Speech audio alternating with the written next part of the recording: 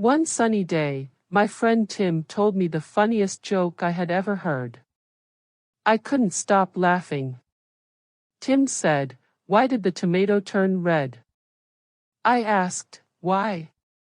He replied, "Because it saw the salad dressing." I laughed so hard that I almost fell off my chair. It was the silliest joke ever, and it made my day. I decided to tell the joke to my family. I said, "Guess what? Why did the tomato turn red?" They looked curious. I delivered the punchline with a big smile, because it saw the salad dressing. My family burst into laughter too. They thought it was hilarious. From that day on, I couldn't stop telling the joke to everyone I met. I told it to my teacher, my classmates, and even the school bus driver. Every time I told the joke, it made people smile and giggle. It was like my own special superpower to make people laugh. I even wrote the joke on a big poster and hung it in my room. Every night, I would read it before bed and chuckle to myself. One day, we had a talent show at school. I decided to perform my joke in front of the whole school. When it was my turn on stage, I took a deep breath and said, "Why did the tomato turn red?" The audience leaned in, eager to hear. I couldn't help but grin as I delivered the punchline, because it saw the salad dressing. The whole school erupted in laughter and applause. I felt like a comedy superstar. After the talent show, everyone wanted to be my friend. They loved my joke, and I became known as the joke master. I started collecting more jokes and riddles. I would tell them during recess and lunchtime, and kids would gather around to hear the latest funny story. My favorite joke was still the tomato joke, but I had plenty of others to keep the laughs coming. One day, my teacher asked if I wanted to share a joke during morning announcements. I was nervous but excited. I said, "Yes."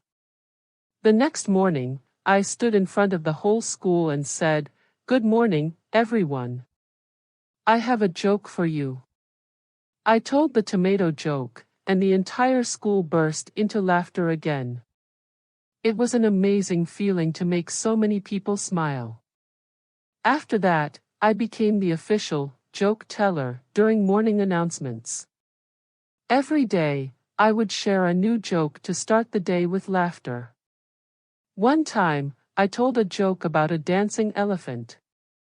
Another time, I shared a riddle about a talking frog. The students and teachers loved it. I even started a joke club at school. Kids from different grades joined, and we would meet to share our favorite jokes and funny stories. We performed a comedy skit during the school talent show, and it was a big hit. The audience laughed so hard that some kids even had tears in their eyes. As the years went by, my love for jokes and laughter continued to grow. I realized that making people smile was my passion. I decided that when I grew up, I wanted to be a comedian. I wanted to make people laugh every day, just like I did with the tomato joke. I practiced my comedy skills and learned new jokes. I even performed at local talent shows and comedy clubs. Years later, I became a professional comedian, and my dream came true. I made people laugh with my jokes and stories, just like the funniest joke I ever heard from my friend Tim. But no matter how many jokes I told, the tomato joke would always hold a special place in my heart. It was the joke that started it all, and it taught me the power of laughter and the joy of making people smile.